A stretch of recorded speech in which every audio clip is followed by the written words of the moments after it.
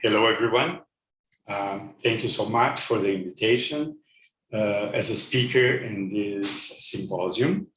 I'll talk today on hepatitis Delta in the Amazon region. And I am Mário Pessoa from Division of Gastroenterology and Hepatology, University of São Paulo, School of Medicine. And we cannot talk about Delta virus without talking about hepatitis B infection. And as you can see here, I have like two maps, one from a couple of years ago where Brazil and the Amazon region were considered a hyper-endemic area for hepatitis B infection with a prevalence of HBs antigen over 88%. Now, in this more recent data, we can see that our country is no more considered as a high endemicity area, and we have a prevalence of HBs antigen around 2 to 4% in our country nowadays. More recently, the Ministry of Health, in partnership with the Polaris Observatory Foundation, we have looked at all the data published in Brazil with prevalence of HBs antigen in our country. And we found a prevalence of 0.52% overall, but we still have areas of high endemicity now with a prevalence around 6% of HBs positive. Hepatitis Delta was first described in our country in the late 80s as a very severe form of fulminant hepatic failure, also called as black fever of Labrea, and also in Colombia, Peru, and Venezuela, in case of Colombia, as Santa Marta's fever. This specific area, where you can see several isolated communities by the river, at the riverside, is very intriguing that the prevalence of hepatitis B as well as Delta is very heterogeneous in this area, with a prevalence of HBs antigen varying from 0 to 34%. At the same time, the prevalence of Delta virus infection varying from 0% to 67%. And it's very intriguing because those communities, they live so close to each other, and the prevalence of Delta is so heterogeneous. And the explanation for that is not really understood. Maybe some genetic predisposition of hepatitis B to acquire hepatitis Delta infection.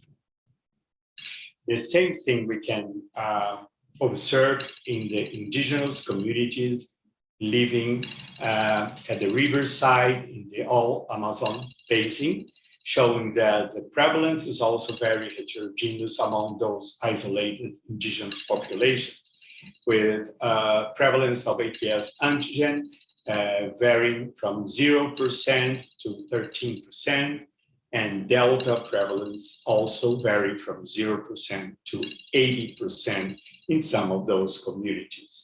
The mean age of the HBV positive patients was 19 years, and the mean age of the Delta positive patients was 23 years. The same heterogeneous prevalence was observed also in the Peruvian Amazon, with an overall prevalence of Delta infection of 39% in those isolated Peruvian Amazon communities. And what's very peculiar in that region is that a combination of hepatitis B genotype F with the hepatitis Delta genotype 3 infection. And several studies have observed that this combination is associated with a more severe form of disease, with rapid progression to cirrhosis and hepatocellular carcinoma, and some peculiar forms of fulminant hepatitis. This is one of the few studies in our country that have looked for the prevalence of hepatitis B and Delta in most of the regions in our country. And you can see this is 1,200 hepatitis B individuals that were investigated for anti-Delta, IgG, and the authors have demonstrated a high prevalence still in Delta in the Amazon region with 8.2%, and low prevalence of Delta infection in the other areas in our country, Central West part 2.5%, Northeast 0.8%, and it was 0% in the southern part of Brazil. Again, many different studies in different populations in the Amazon region, in the rest of the country, showing a very heterogeneous prevalence, varying from 0 to 67% of Delta co-infection. Most of the cases, though, that are notified between 1999 to 2020 for the Ministry of Health, the notification of viral hepatitis is compulsory in our country, and we have 75% of those Delta cases, they came from the Amazon region. And what we can see among these notification bulletins is that if you look at the cases notified before 2010, you can observe that we have cases from Delta notified from the whole country. And this is totally different now when you only see cases, most of 70% or more of the cases of Delta notified in our country are coming from the originally from the Amazon region. And I think what happens here is a notified bias, where at the beginning, all the Delta patients, they migrated to the large centers to be treated and to look for liver transplantation. And those centers all over Brazil used to notify those Delta cases, but they were not originally from the other regions in Brazil. And another very interesting data, when you compare the notified cases by age, is that at the beginning, we used to see most of the patients under 30 years of age, and now we are used to see more older patients being notified, and many less patients under 20 years of age being notified with Delta infection. And you can see from this notification curve that the new cases of Delta are dropping in our country since 2016. And the same thing in parallel is observed with the hepatitis B infection, where we have this curve since we started notifying all the cases of viral hepatitis. We have an increase in the notification rate, and now from 2016, we have those notified cases diminishing for Delta virus also.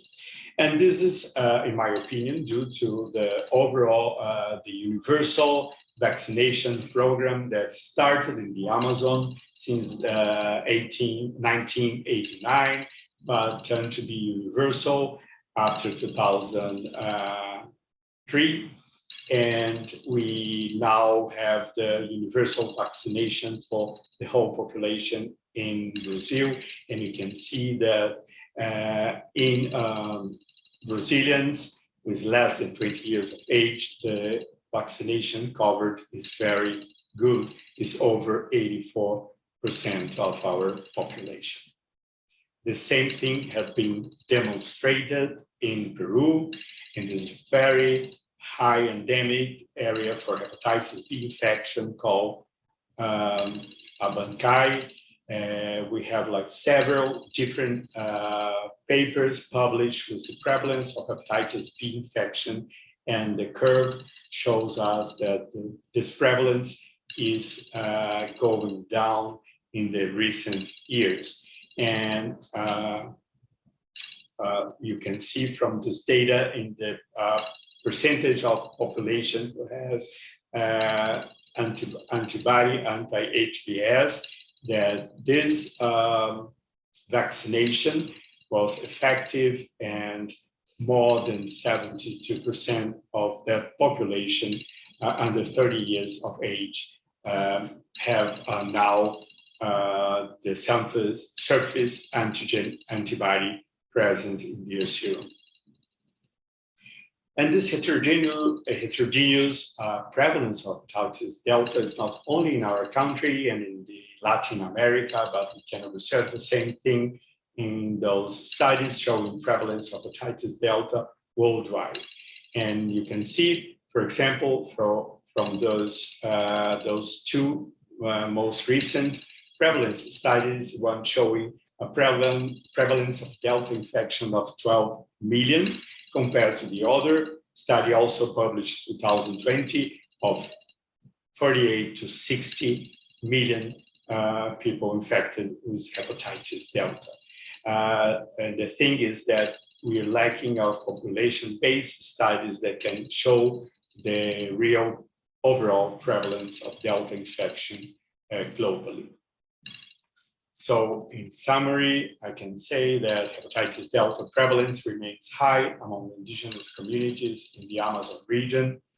Population-based studies are necessary to evaluate the overall prevalence in Brazil outside hyperendemic areas, and the peculiar combination of hepatitis B genotype F together with hepatitis delta genotype 3 appears to be more aggressive, and antiviral response still in this particular population has not been evaluated in clinical trials. I would like to acknowledge the physicians who have been working on delta research for many years, especially Professor Raimundo Paraná, who is a mentor for most of the hepatitis delta research in the Amazon region, and all the doctors who take care of those patients. And I'd like to thank you very much for your attention.